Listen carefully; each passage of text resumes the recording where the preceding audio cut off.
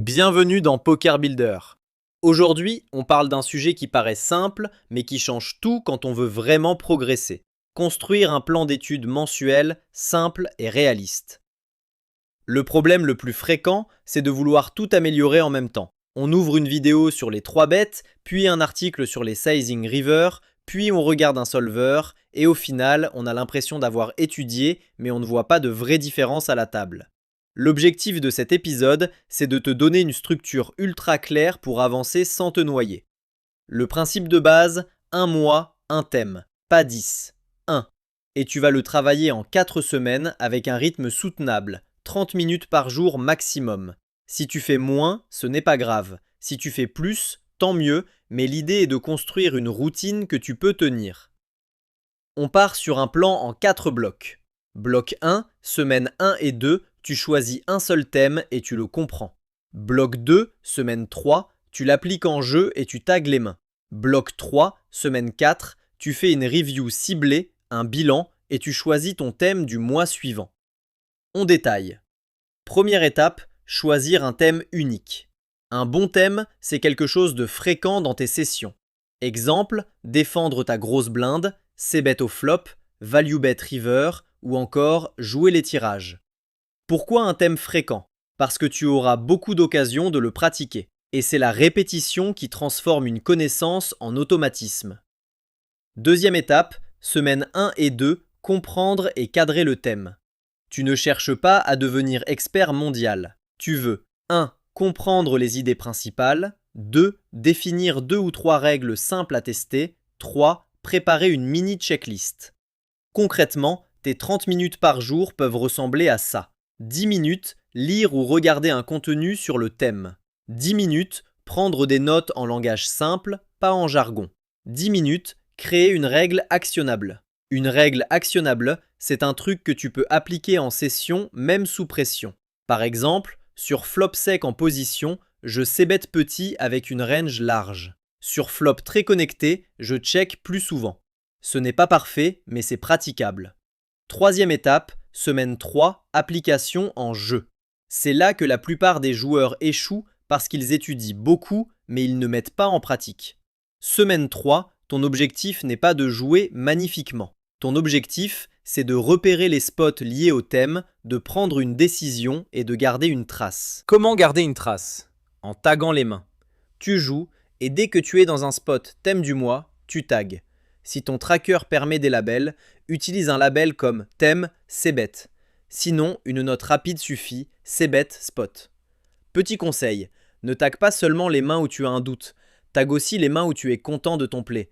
Ça te permettra de voir ce que tu fais bien et de le stabiliser. Quatrième étape, semaine 4, review ciblée et bilan. Semaine 4, tu ouvres uniquement les mains taguées, pas de dispersion. Tu tries tes mains en 3 catégories. A. Je suis confiant, décision logique. B. Doute, spot intéressant. C. Grosse erreur évidente ou spot totalement incompris. Ton travail, c'est d'extraire 3 enseignements maximum, pas 15. Exemple d'enseignement. Je c-bet trop sur les flops connectés multi-way. Je mise trop gros sur les boards où un petit sizing suffit. Je give up trop vite turn après avoir c-bet. Ensuite, tu écris un mini bilan, ce que tu as amélioré, ce qui reste flou et le thème du mois suivant. Maintenant, passons à l'exemple obligatoire, un plan mensuel complet, mois 1, c-bet avec des objectifs concrets. Mois 1, thème égale c-bet au flop. Semaine 1, base et objectif. Objectif, comprendre quand c-bet souvent et quand ralentir. Action, apprendre 2 catégories de board, board sec versus board connecté. Écrire une règle simple. Sur board sec en heads up, je c-bet petit très souvent. Sur board connecté, je check davantage. Définir un sizing standard. Par exemple, 25 à 33% du pot pour les boards secs. Semaine 2. Approfondir avec 2 situations. Objectif, être plus précis selon la position. Action, travailler séparément c-bet en position et c-bet hors position. Ajouter une règle, hors position, je c-bet moins en bluff et je protège davantage avec mes mains moyennes. Préparer une checklist de décision en 3 questions. 1. Le board favorise-t-il ma range? 2. Mon adversaire va-t-il beaucoup folder? 3. Quel sizing simple je choisis? Semaine 3. Application en session. Objectif, volume de répétition. Action, pendant toutes tes sessions, taguer chaque spot où tu as l'initiative pré-flop et où tu arrives au flop. Cible, au moins 30 mains taguées sur la semaine. Bonus, noter rapidement dry ou connecté dans le tag si tu peux. Semaine 4, review et bilan. Objectif, corriger 1 ou 2 leaks. Action, review uniquement les mains taguées c-bet. Trouver 2 erreurs récurrentes maximum. Écrire 2 ajustements pour le mois suivant. Exemple, je réduis mes c-bets sur flop connecté, surtout contre 2 joueurs. Et je garde le petit sizing sur les boards secs au lieu de faire trop cher. Voilà un mois simple, réaliste et surtout mesurable. Parlons maintenant des pièges à éviter. Piège numéro 1, un plan trop ambitieux. Si tu te dis, ce mois-ci je bosse le c-bet, la défense de blinde, les 3 bets, les ranges et les tells, tu es en train de planifier ton abandon. Un mois, un thème. Le reste, tu le laisses tranquille. Piège numéro 2, changer de thème chaque semaine. C'est tentant parce que c'est excitant, mais ça empêche ton cerveau de consolider. Les semaines 1 et 2 servent à comprendre. La semaine 3 à pratiquer, la semaine 4 à corriger. Si tu changes au milieu, tu casses la logique.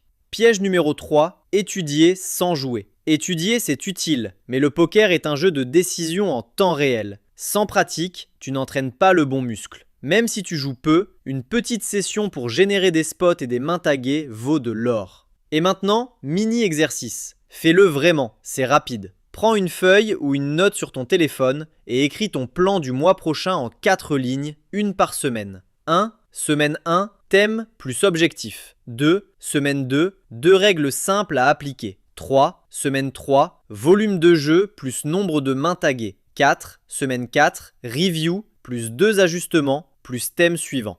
Si tu veux un endroit pour centraliser ta progression, retrouver tes ressources, organiser tes reviews et garder une structure claire, va faire un tour sur poker-builder.com. C'est une plateforme tout en un pensée pour les joueurs de poker qui veulent construire des bases solides, progresser étape par étape et garder un plan simple et efficace. On se retrouve dans le prochain épisode. D'ici là, choisis un thème, tiens 30 minutes par jour et surtout, sois régulier. C'est ça qui fait la différence.